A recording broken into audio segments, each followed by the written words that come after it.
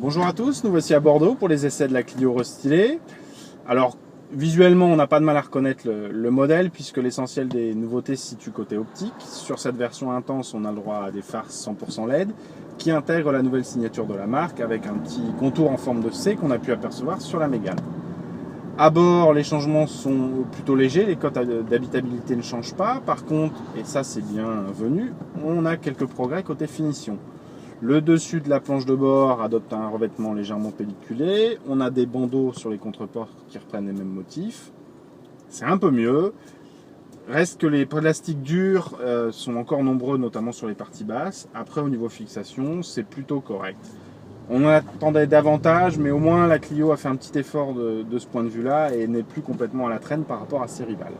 Sous le capot, on a deux changements. L'arrivée d'une boîte manuelle à 6 rapports avec le TCE essence de 120 chevaux et, c'est le modèle qui nous intéresse aujourd'hui, la possibilité de disposer de 110 chevaux avec le 1,5 litre DCI. Alors ce moteur, il est évidemment associé à une boîte à 6 rapports. L'étagement n'est pas trop long, ce qui fait qu'on a des reprises plutôt toniques, des consommations très correctes. L'écart avec la version DCI 90, il va être inférieur à un demi-litre au 100 km, donc c'est plutôt raisonnable.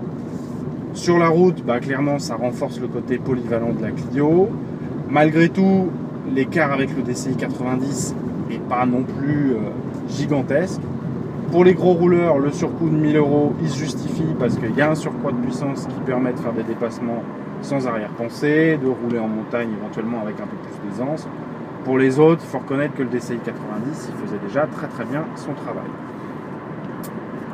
Côté équipement, les nouveautés sont plutôt peu nombreuses. On note quand même l'arrivée d'une aide au stationnement automatique en option.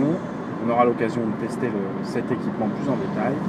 Pour davantage de détails, je vous invite à nous retrouver dans un prochain numéro d'AutoPlus. D'ici là, je vous souhaite une très bonne journée. Au revoir.